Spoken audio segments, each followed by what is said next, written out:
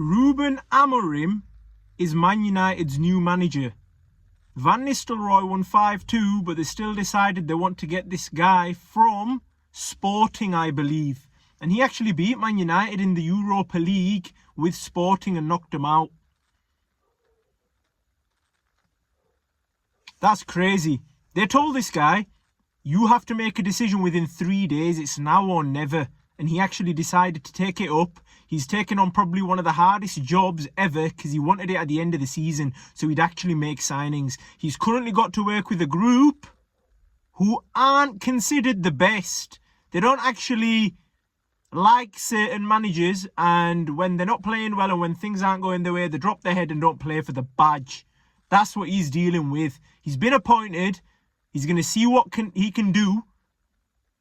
It's not even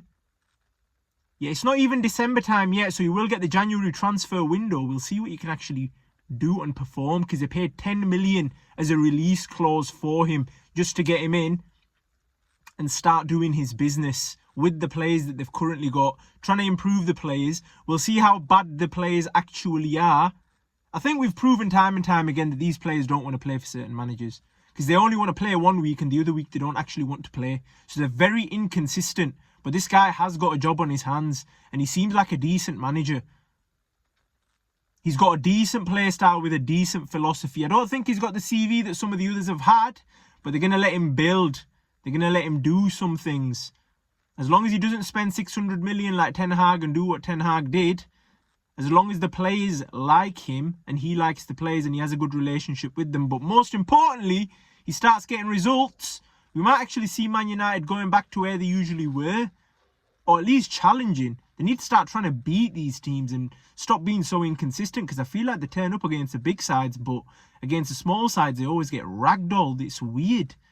They also can't finish. I know they started finishing in the Carabao Cup game when they won 5-2 against Leicester, but that's Leicester. They need to start being deadly, because the players they've got up front, it always seems like they're getting the trash that nobody else wants. Man City get the best players all the time, and even if they're not the best, Pep makes them the best. Look at what he did with Grealish on the second season.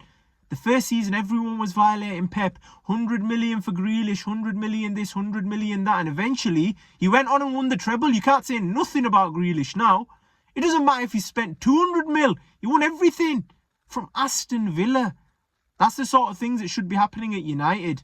And that's the sort of things that should be happening at Liverpool now as well with Arne Slot. Because this guy is the real deal. And I hope he pulls through. Wins us a league and maybe even a CL. But back to United. This guy has got a job on his hands. He was told it's now or never. He's taken the job. And we're going to actually see what he can do. I wonder what he's going to be like in press conferences as well. If he's going to be more calm, more emotional, or a bit more like Mikel Arteta, we will see. Hopefully he's not like Mikel Arteta, because I can't stand another manager running up and down the touchline.